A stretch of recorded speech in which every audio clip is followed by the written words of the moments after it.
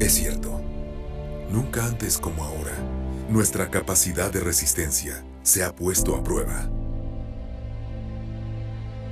Nunca antes como ahora, nuestras empresas y capacidades se han visto tan amenazadas.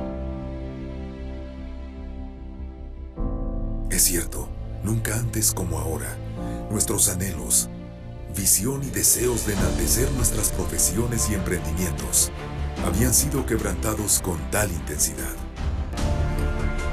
Pero también es cierto que nunca antes, como ahora, nuestra unión y fortaleza habían potenciado desde lo más profundo nuestro liderazgo y resiliencia.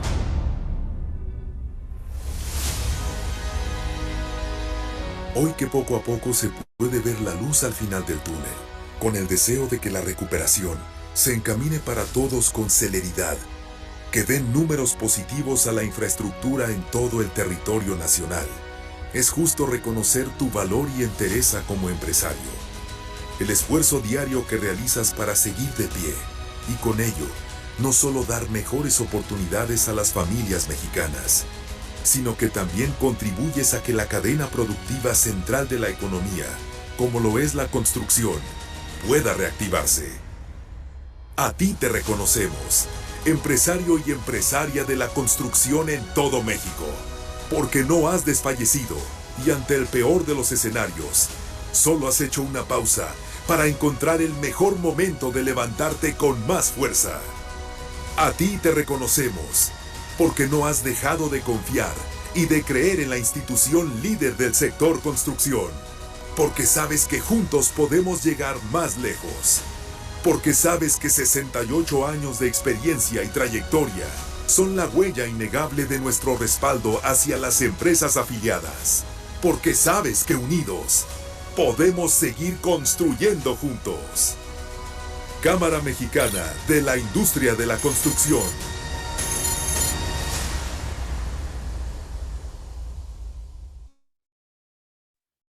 Muy buenas tardes tengan todos ustedes.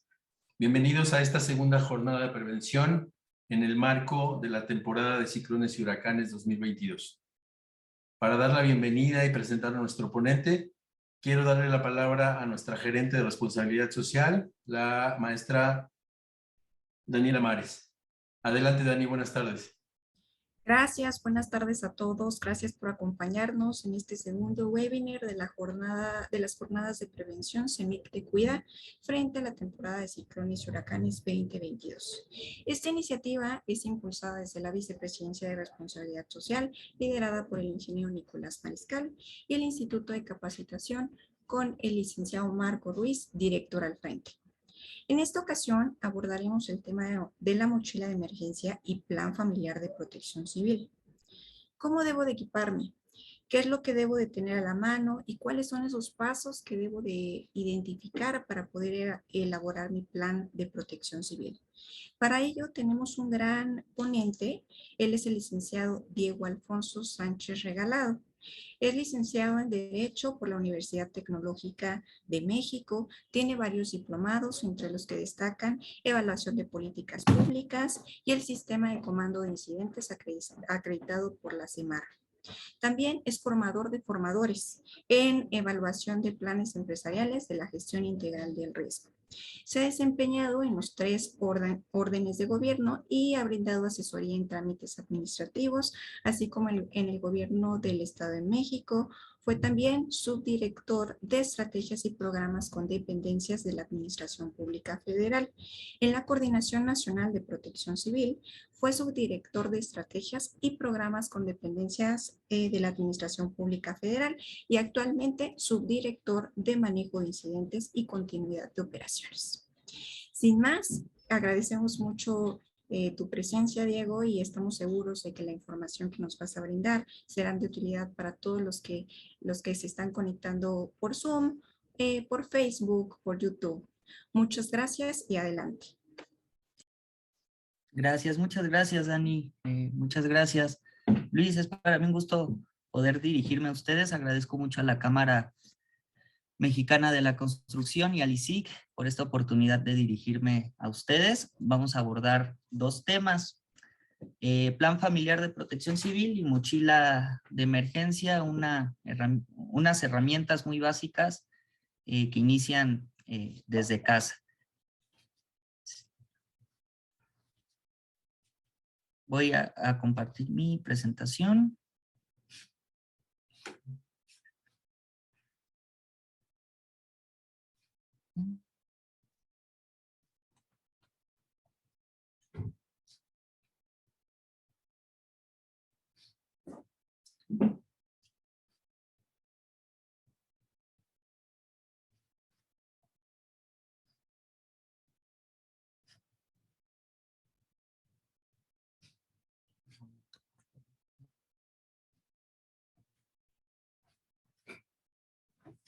Listo.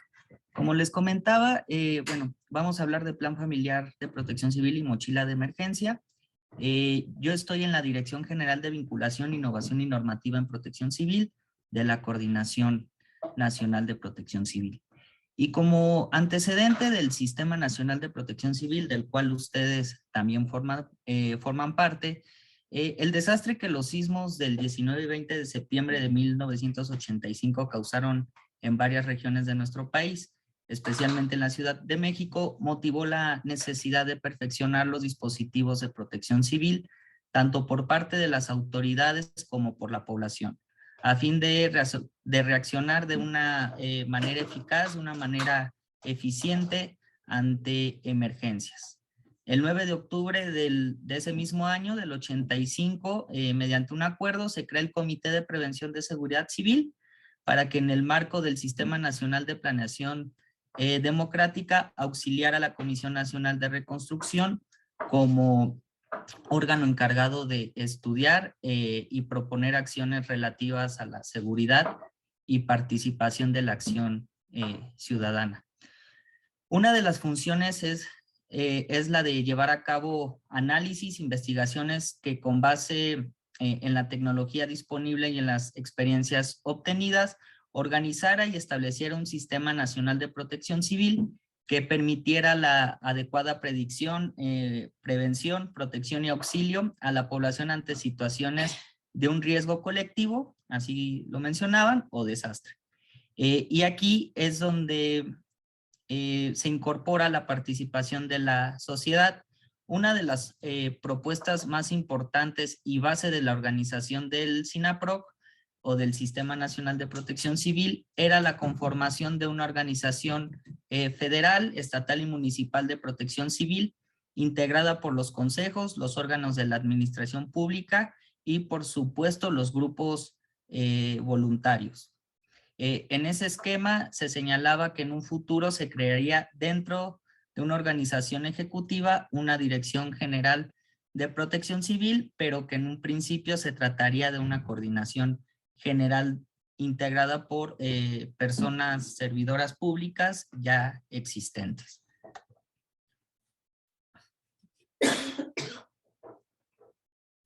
Y bueno, el mundo experimenta, como pueden ver en su pantalla este texto, el mundo experimenta ciclos recurrentes mediante una sucesión de fenómenos de origen natural y que son causados por la actividad humana, que acompañan las distintas manifestaciones de vida, en unas provocando plenitud y crecimiento, en otras definitivamente alterando el equilibrio. Cuando las fuerzas de la naturaleza son extremas, lluvia, calor, sismos, huracanes, la vida humana y su entorno entran en una etapa crítica de alto riesgo. México no es la excepción, pero ha aprendido a poner en marcha un sistema nacional de protección civil que coloca el acento en la fraternidad y en acciones de apoyo a la población o a las poblaciones afectadas. Posteriormente, el sismo de 1985 tuvo lugar el jueves 19 de septiembre de 1985, inició a las 7:17. Otro suceso muy importante fue el huracán Carlota.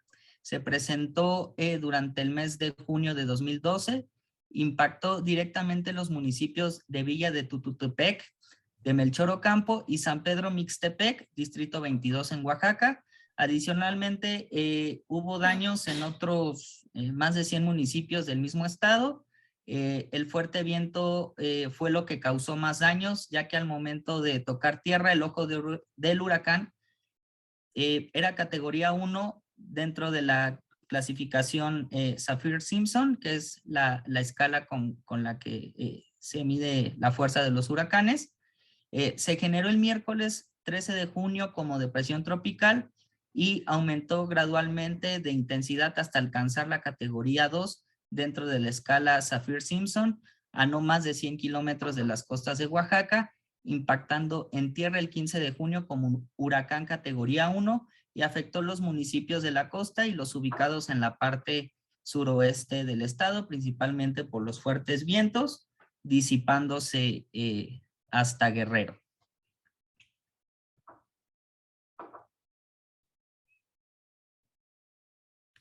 Otro desastre muy importante fue lo que ocasionó el sismo suscitado también el 19 de septiembre del 2017. Estuvo fuertemente influenciado por los efectos de los sismos de septiembre. El primero de ellos, el 7 de septiembre, de magnitud 8.2 con epicentro al suroeste de Pijijapan, en Chiapas, el cual fue catalogado por el Servicio Sismológico Nacional como el más fuerte de los últimos 100 años. Afectó en mayor medida a Oaxaca, Chiapas y ocasionó 99 decesos, 79 de ellos en la primera entidad y 16 en la segunda, mientras que otros 4 se registraron en Tabasco. En términos del impacto, tanto en la pérdida de vidas humanas como en el nivel de infraestructura dañada, el municipio de Juchitán, en Oaxaca, resultó ser el más dañado. El segundo sismo ocurrió el 19 de septiembre, el mismo día que se conmemoraba el terremoto que devastó a la Ciudad de México 32 años antes. El epicentro ubicado al sureste de Azochiapan, Morelos, en el límite con Puebla, y a 120 kilómetros de la capital del país, produjo consecuencias devastadoras en la llamada zona de transición en la antigua zona del lago. Se calcula que este sismo fue percibido por cerca de 40 millones de personas y si bien el mayor número de decesos se registró nuevamente en la Ciudad de México con 228, los efectos se resintieron en las entidades de Morelos, Puebla, Estado de México, Oaxaca, Guerrero y Tlaxcala. En el caso de Ciudad de México, Morelos, Estado de México y Tlaxcala, por primera vez en su historia, tuvieron declaratoria de desastre por sismo. La CDMX registró los mayores daños y pérdidas con más de 43,000 millones de pesos, es decir, 49.2% de las afectaciones computadas en 2017.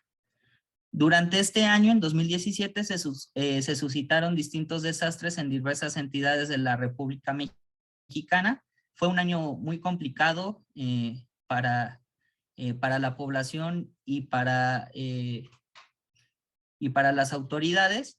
No obstante, el más importante se derivó de fenómenos geológicos, tanto para los montos económicos como para los decesos que se registraron.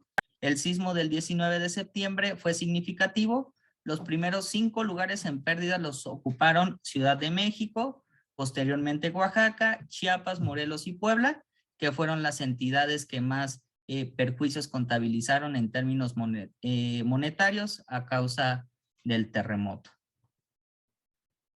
Y bueno, un hecho también muy lamentable fue lo que ocurrió el 10 de septiembre de 2021, en el Cerro del Chiquihuite, en Tlalnepantla de Bazo, Estado de México. La tarde del 10 de septiembre, una luz de rocas sepultó varias viviendas en la calle Alacrán, en el municipio de Tlalnepantla. Cientos de vecinos fueron desalojados por el riesgo de más deslizamientos. Una falla geológica en el Cerro del Chiquihuite provocó un deslizamiento sobre viviendas de la calle Alacranes, de la calle Lázaro Cárdenas, Tlalnepantla de Bazo, y bueno, que dejó varias personas fallecidas. Lo que pasó fue un desplazamiento de roca, lo que pasó fue un deslizamiento de roca, perdón, provocado por una falla, es decir, una zona donde hay un movimiento aparente. Sabemos que se mueve porque tienen desgarres dentro del plano, marcas de movimiento, y de igual manera se confirmó que la ladera oriental del Cerro del Chiquihuite, de unos 70 metros de altura y 300 de longitud, tiene fractura por las cuales podrían caer bloques de hasta de 10 metros, y por ello, para evitar más afectaciones, se evacuó a la zona y se abrieron 3 albergues en el municipio para acoger a las personas desplazadas. Las rocas que rodaron montaña abajo tenían el tamaño de una casa de 2 pisos, una casa amarilla de 4 niveles. Desaparece bajo el alud elementos de Cruz Roja Mexicana, de Protección Civil, de Guardia Nacional, y también vecinos de Tlalnepantla formaron cadenas humanas para remover escombros, aunque algunos eran imposibles de desplazar por el esfuerzo humano. Y por este hecho se emite una declaratoria de emergencia en el Diario Oficial de la Federación el 23 de septiembre, la declaratoria de emergencia extraordinaria por la presencia de la amenaza natural de movimiento de ladera del Cerro del Chiquihuite para el municipio de Tlalnepantla de Base, Estado de México. Con esta declaratoria se activan recursos del Programa para la Atención de Emergencias por Amenazas Naturales, con lo que las autoridades contarán con recursos federales para atender necesidades de alimentación. También se atendieron necesidades de abrigo y de salud a la población afectada.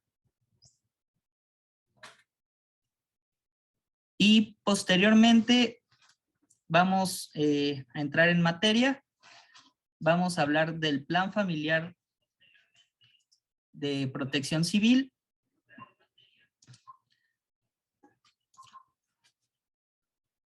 Una disculpa. Y bueno, el Plan Familiar de Protección Civil es un instrumento, un documento que vamos a hacer con las personas con las que vivimos, con nuestra familia, para saber qué vamos a hacer antes, durante y después de una emergencia o desastre.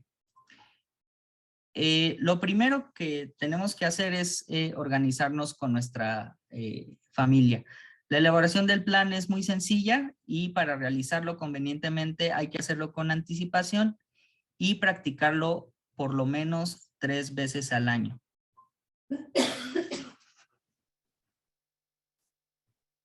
Por lo menos 3 veces al año, perdón.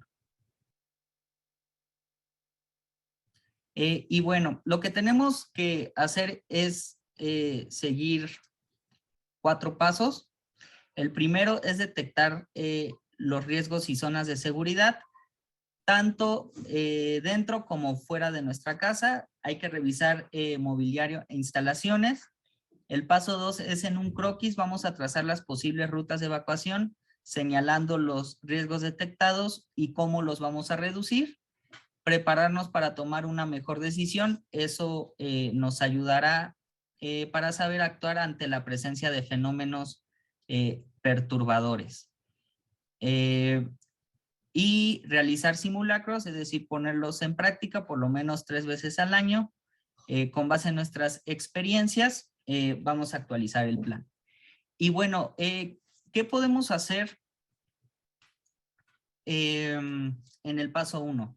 Podemos revisar el estado de construcción de nuestra casa, el mantenimiento de las instalaciones de agua, de gas, de luz y de mobiliario, revisar el estado de construcción de nuestra vivienda, revisar el mantenimiento de las instalaciones de gas, revisar el mantenimiento de las instalaciones de agua, revisar el mobiliario que pueda representar un riesgo, y en su caso lo podemos sujetar o lo podemos atornillar para evitar que se caigan. Es muy importante que nos cercioremos que nuestra casa ofrezca la mejor seguridad o la máxima seguridad, y también debemos revisar los peligros que puedan presentarse en los alrededores de nuestro hogar. Por ejemplo, si nuestra casa está cerca de un transformador de energía, lo debemos contemplar. Igual si nuestra casa, por ejemplo, está en alguna ladera, está cercana a ríos o hay cables cercanos. Y en el paso 2, que es en un croquis, trazaremos las posibles rutas de evacuación. Lo que podemos hacer, y como lo comentaba, es elaborar en un croquis muy sencillo de nuestra casa y nuestros alrededores. En él debemos anotar las observaciones sobre los posibles riesgos, así como las recomendaciones para reducirlos. No sé, imaginen en su mapita, ubiquen su casa, puede ver algún mueble que esté cerca de una puerta y que no esté anclado, que al momento de evacuar, en caso de sismo o pueda caerse y nos obstruya la salida de nuestra vivienda. Tal vez a lo mejor alguna lámpara en nuestro buró, que las instalaciones de gas, la tubería de gas presente oxidación, tal vez los cables de luz ya están, la cubierta del cable ya está pelado. Entonces es muy importante que tomemos acciones para poder reducir los riesgos.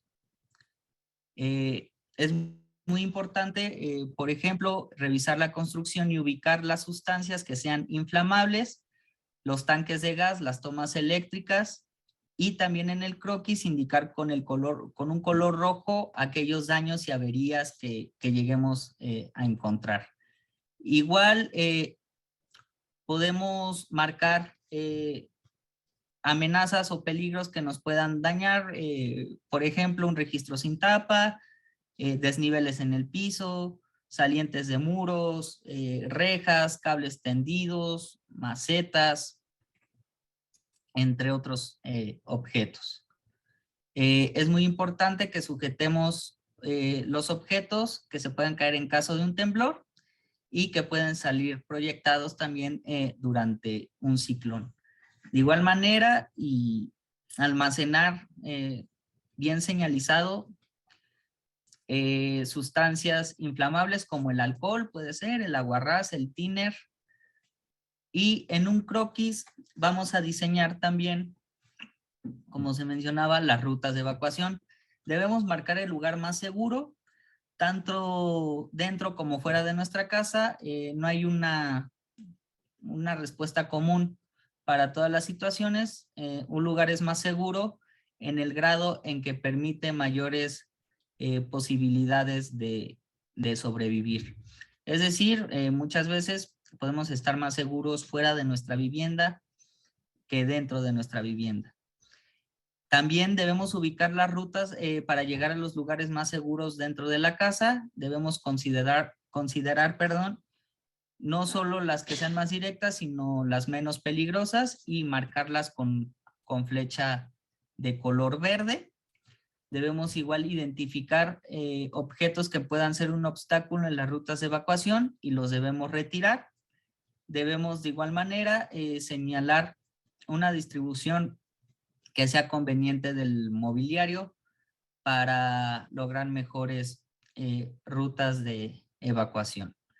Y algo muy importante también es que midamos el tiempo que necesitamos para llegar a los sitios más seguros fuera de la casa, partiendo de diferentes lugares, y escoger la ruta que menor tiempo te lleve y por supuesto la que tenga menos peligros. Tercero, que es prepararnos mejor para tomar la mejor decisión adecuadas a fin de afrontar desastres según las posibles circunstancias. Debemos preguntarnos a qué peligro estamos expuestos. Podemos estar expuestos a inundaciones, ciclones tropicales, deslizamiento de laderas, incendios, tanto en términos generales, incendios forestales o incendios urbanos, de los cuales, bueno, recordemos que por lo menos los incendios forestales, más del 96% son ocasionados por la actividad humana. Y es elemental saber qué hacer ante una emergencia. Podemos consultar las recomendaciones específicas de cada momento, antes, durante y después del impacto de un fenómeno. Esto lo podemos consultar, las infografías, las pueden encontrar en la página de cenapred.unam, /es /publicaciones. Ahí pueden consultar las infografías que el Cenapred ha desarrollado respecto a los siguientes, a diferentes fenómenos. Y el último paso es realizar simulacros por lo menos 3 veces al año con base en nuestras experiencias. Un simulacro, recordemos que es un ensayo o es una práctica de cómo debemos actuar en caso de una emergencia, ya sea por sismo, por inundación, por ciclón tropical, por incendio, dependiendo, por supuesto, a las amenazas o fenómenos que estemos expuestos. Y poner en práctica aporta muchas ventajas. Nos permite comprobar anticipadamente si las acciones son eficientes, si las acciones de preparación son eficientes. Permite corregirlas para estar bien entrenados y poder actuar correctamente ante desastres, y fomenta la cultura de protección civil entre la familia y la comunidad. La práctica es lo más importante. Sobre todo, y bueno, regularmente en la familia, si lo vemos así, una familia tradicional, papá, mamá, hijos, quien se queda el mayor tiempo en casa son las madres. Se quedan mayor tiempo en las casas, y nosotros cuando salimos a trabajar tenemos la facilidad de estar más informados o tener más información sobre qué hacer en caso de sismo. Regularmente nuestros trabajos, si cumplen con la normativa, pues realizamos simulacros, y muchas veces nuestras madres o esposas se quedan en casa, y cuando se materializa el fenómeno no saben qué hacer. Entonces, por eso es muy importante que sigamos practicando el plan familiar, que sigamos haciendo simulacro. Y bueno, ¿cuáles son los pasos que debemos realizar en un simulacro? Debemos imaginarnos algunas situaciones de emergencia probables en tu hogar o localidad. Debemos asignar responsabilidades conforme a lo que ustedes establecieron en su plan.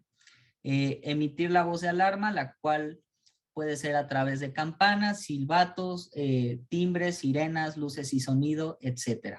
Por supuesto, atendiendo a nuestro contexto, a nuestra realidad familiar.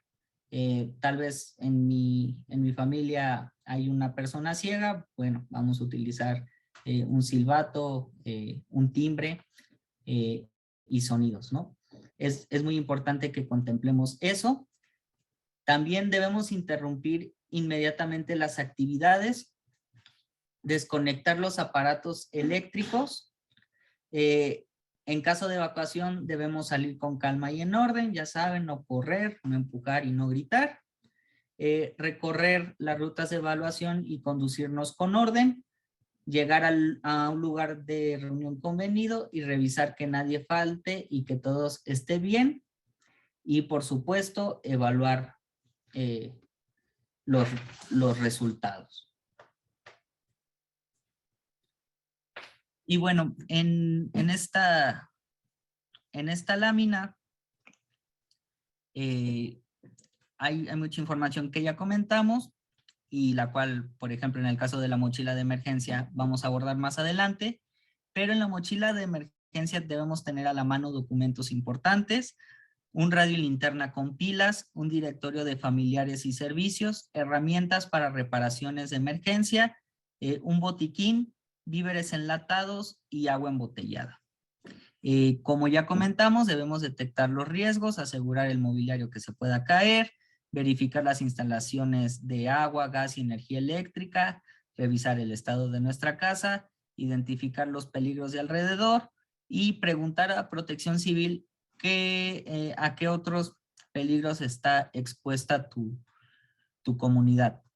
Hay una herramienta muy importante que es posible que muchos de ustedes conozcan, que es el Atlas Nacional de Riesgos, que nos permite identificar o conocer los riesgos a los que está expuesta nuestra comunidad, nuestra casa o cualquier otro lugar que deseemos consultar. Contempla los riesgos ya sean de origen natural, como puede ser los sismos, o de origen antrópico. Se me ocurre en el caso de Tlalnepantla el tema de las gaseras. Hay también mucha industria química, entonces nos puede permitir, incluso en caso de inundación, plantear escenarios por donde puede correr el agua para tomar la mejor decisión ante ello. Y bueno, si tenemos mascotas, es muy importante que preveamos sus necesidades y cómo trasladarlas ante una emergencia. Debemos asegurarnos de que su collar esté su nombre, dirección y teléfono. Nunca dejarlos amarrados o fuera de casa. Llevarlas con correa y bozal si es necesario. Y muy importante que sigamos los consejos. Estos consejos. El primero es si las autoridades te piden desalojar nuestra casa, hazlo. Es por nuestra seguridad. Ante la posibilidad de un desastre debemos estar pendientes de las indicaciones de las autoridades. Decidir junto con nuestra familia un punto de reunión fuera de casa, puede ser un parque o con algún familiar. Ubicar el refugio temporal al que irías y llevar solo lo necesario. Realizar simulacros y poner a prueba nuestros conocimientos y cultura de la protección civil. Y encargar un duplicado de las llaves de nuestra casa y de los documentos importantes a una persona que sea de nuestra confianza. Y bueno, durante una emergencia, ¿dónde será más seguro estar? ¿Dentro o afuera de nuestra casa? Como dice esta imagen, no hay una regla general porque depende del tipo de riesgo y de las características de nuestra vivienda. Conservar la calma, no correr, no gritar, no debemos empujar, dirigirnos al punto de encuentro previamente acordado por nuestros familiares.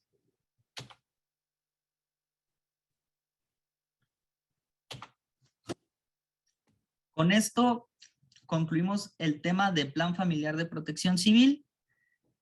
Pasamos a la mochila de emergencia. Bueno, el equipamiento igual es muy importante. Y la mochila de emergencia es una herramienta para que las familias estén preparadas y puedan enfrentar los primeros efectos de una emergencia o desastre. ¿Cuáles son las recomendaciones? La mochila se debe colocar en un lugar visible. Los documentos importantes que deben colocarse en una bolsa de plástico resellable. Revisar frecuentemente la caducidad de los alimentos y debemos sustituirlos si es necesario.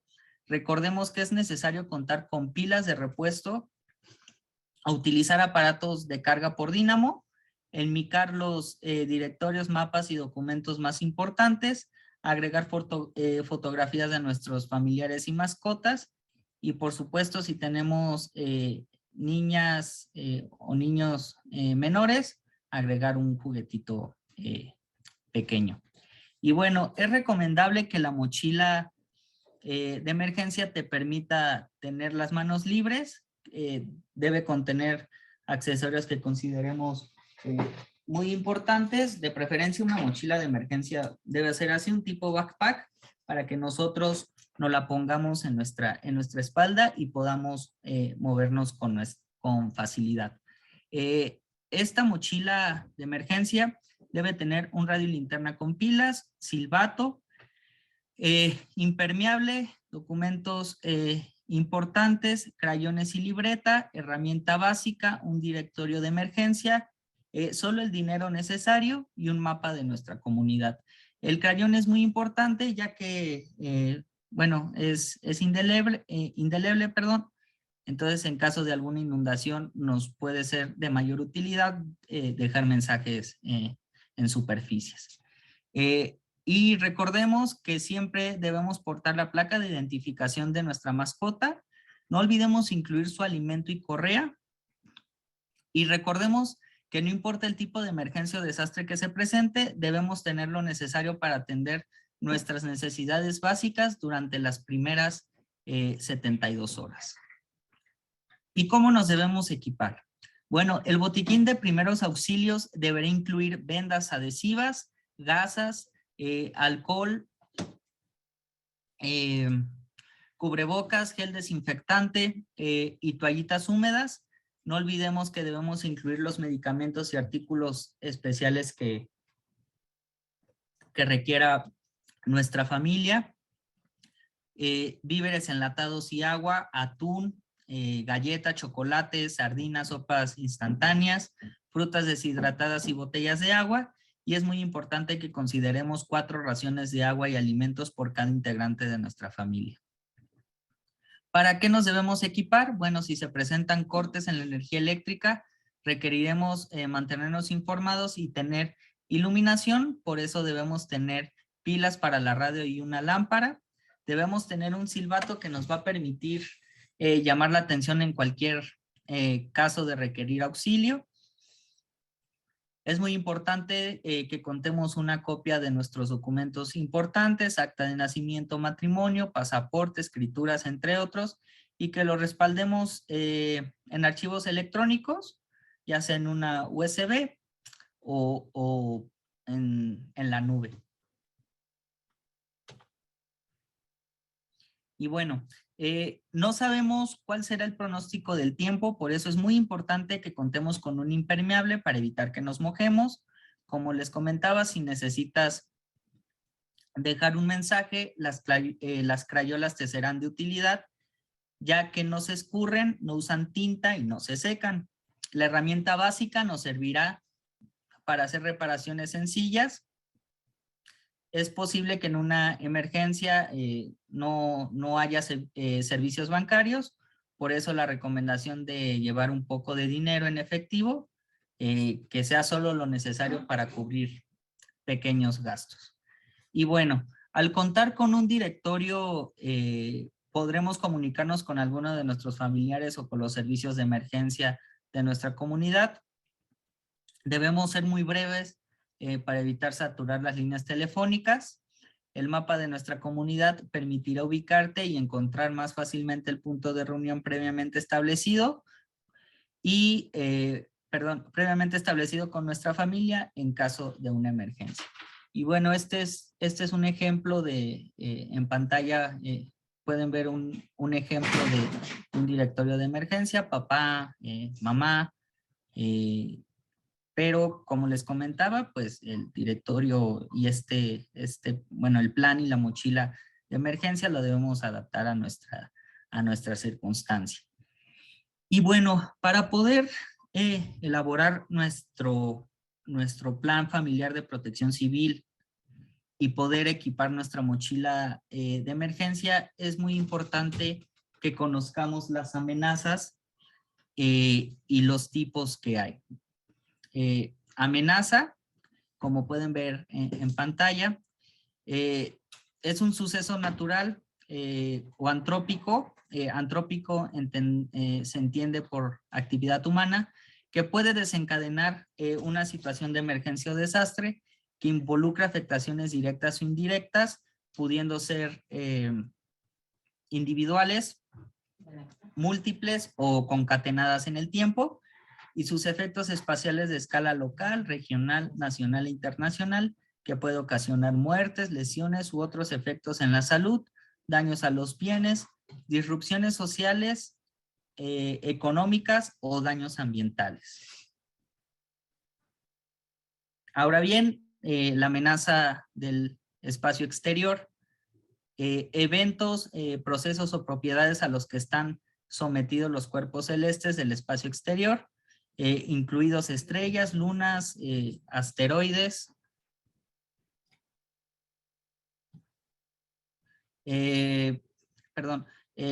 asteroides, cometas, planetas, meteoros y basura espacial. Algunos de estos sucesos interactúan con la Tierra, ocasionándole situaciones que generan amenazas que pueden ser destructivas tanto en la atmósfera como en la superficie terrestre. Entre ellas se cuentan también las tormentas solares, las tormentas magnéticas, objetos cercanos a la Tierra y el impacto de meteoritos.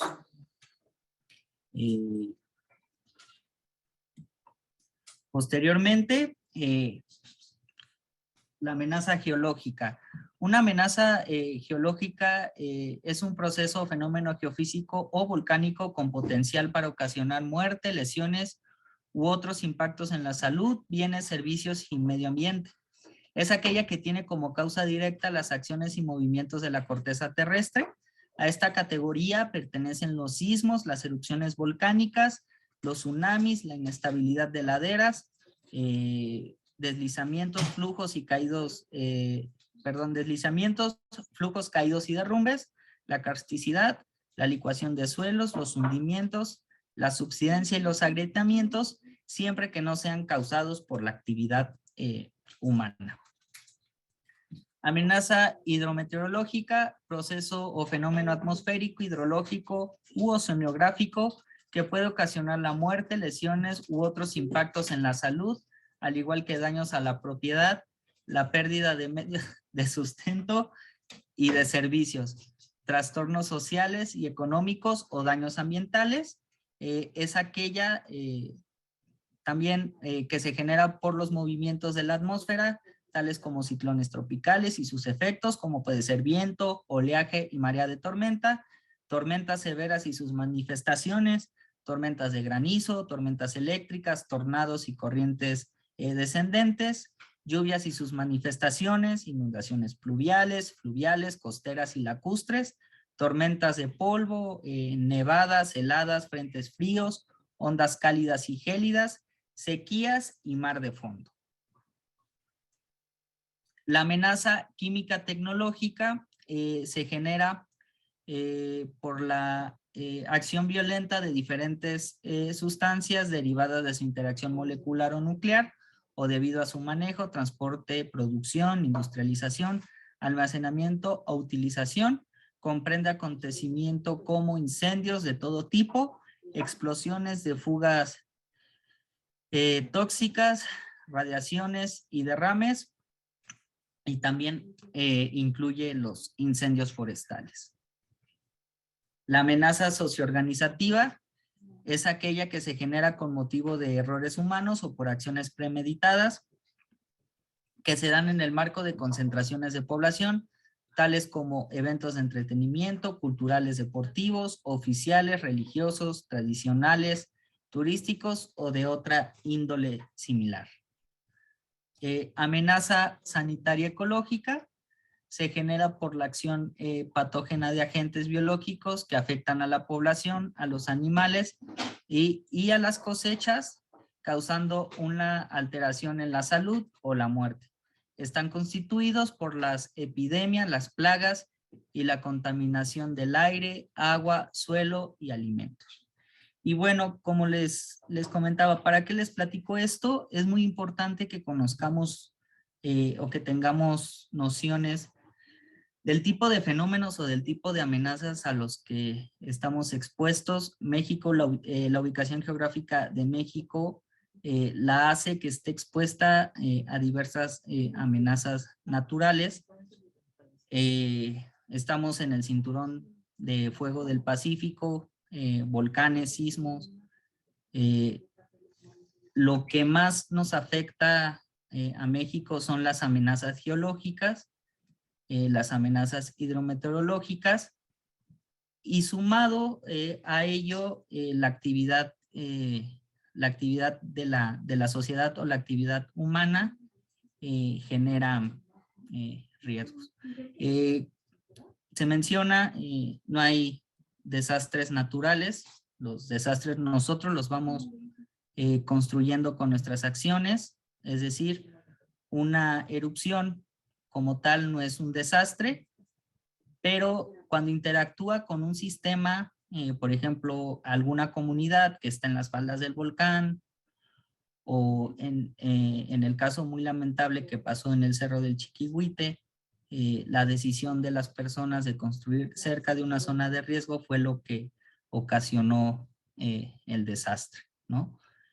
Entonces, tomemos en cuenta que nosotros somos sujetos activos en la construcción del riesgo con nuestras acciones, y tengamos en contexto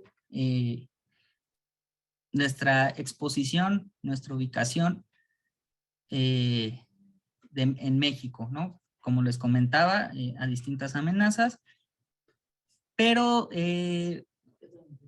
también amenazas como les comentaba, ocasionadas por el hombre, o mejor dicho, perdón, por la actividad humana, como son amenazas socioorganizativas, a lo mejor las personas que vivan cerca, se me ocurre del Foro Sol o del Autódromo, que regularmente hay eventos.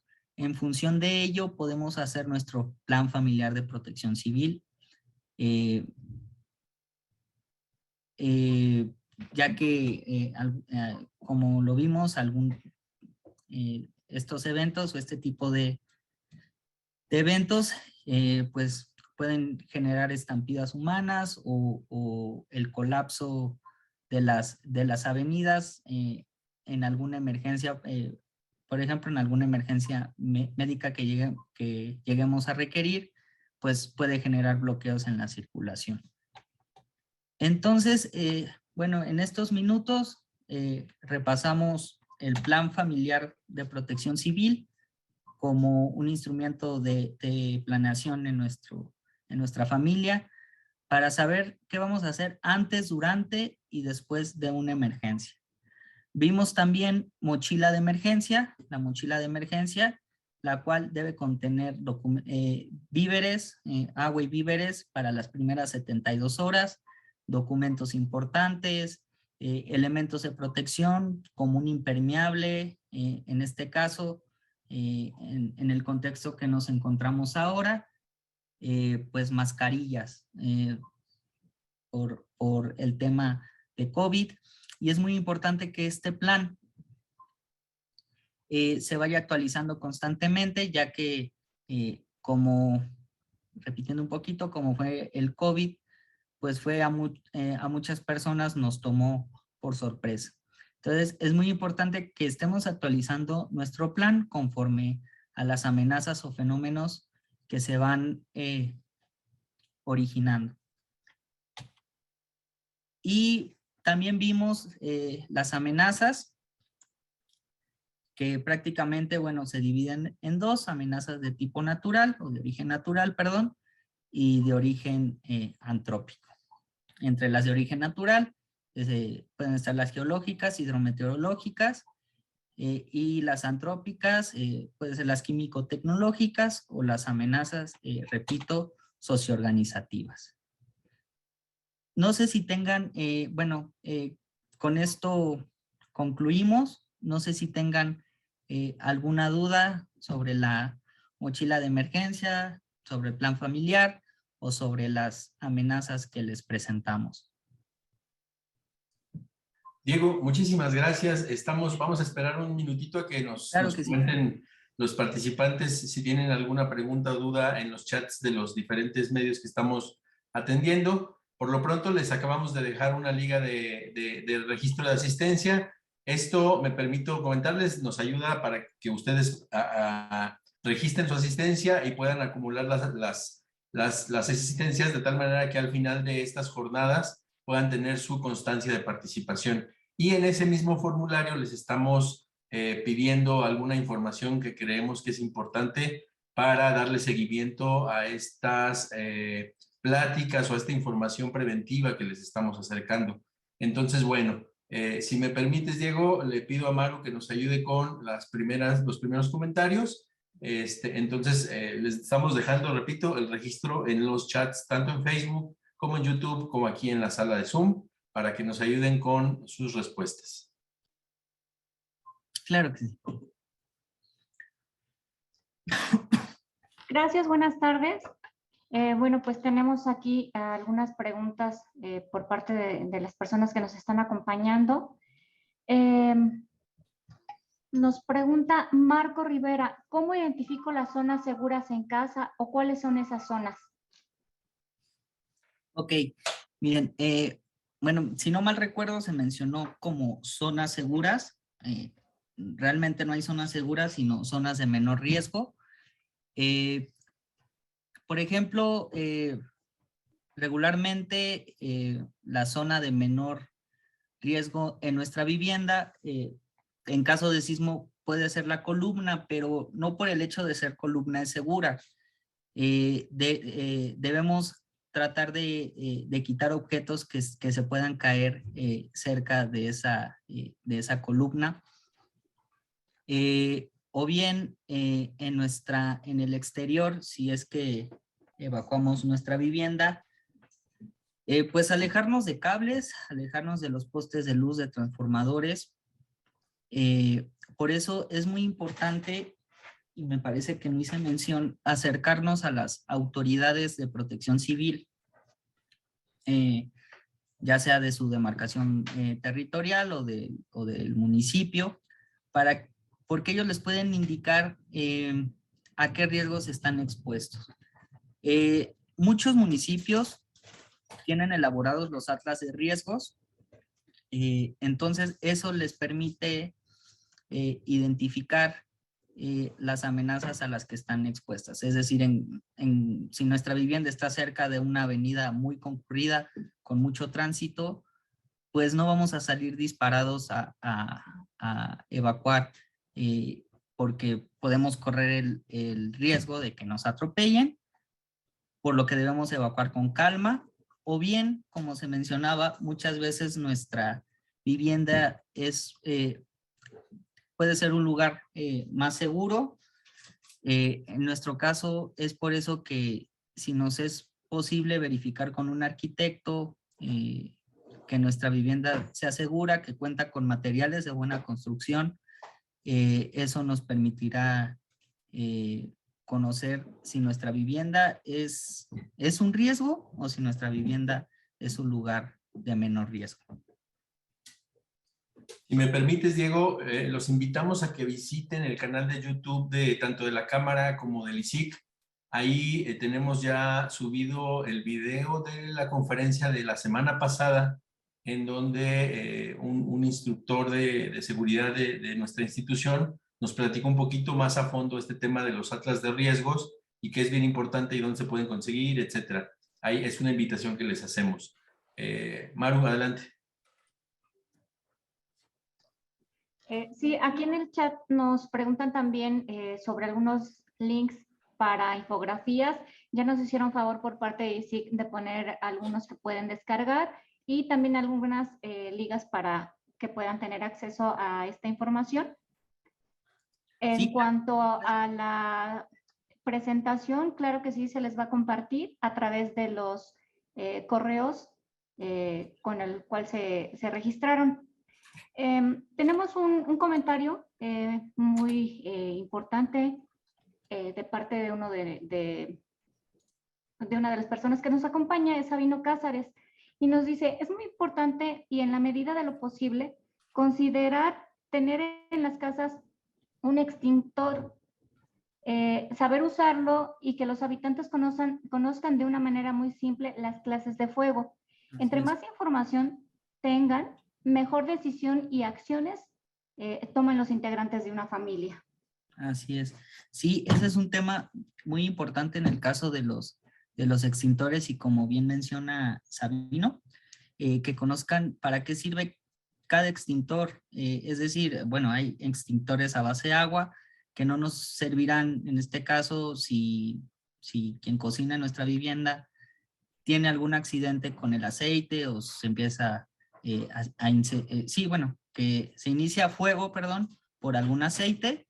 En este caso, bueno, utilizaríamos si no me equivoco, un tipo K, un extintor tipo K. Entonces sí es muy importante que tengamos un extintor en nuestra casa y sobre todo, y también en nuestro, bueno, si tenemos algún vehículo, que tengamos un extintor en nuestro vehículo también.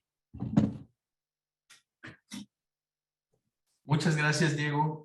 Por el momento no tenemos más preguntas, solo comentarios, agradecimientos por la información que nos brindaste.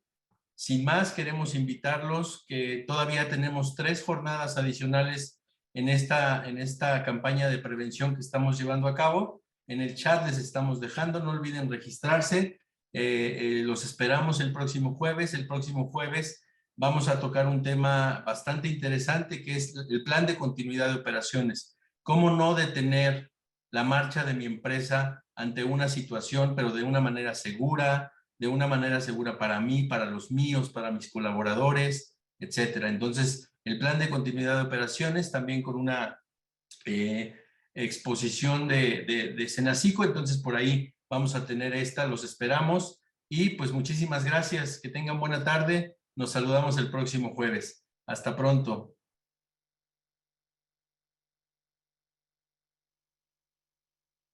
¿Eres proveedor y ofreces productos y servicios relacionados con el sector construcción? Entonces debes conocer Construcompra, la plataforma de comercio electrónico que otorga la Cámara Mexicana de la Industria de la Construcción, CEMIC, a aquellas personas físicas o morales dentro de la República Mexicana para que incrementen sus oportunidades de negocio, llegando las 24 horas, los 365 días del año, a más de 10,000 clientes potenciales que buscan precios y condiciones preferenciales. Podrás tener presencia en eventos y canales oficiales de la CEMIC en todo el país. Te invitamos a formar parte de la plataforma digital de los constructores de México como proveedor calificado. Construcompra, compra, vende y construye.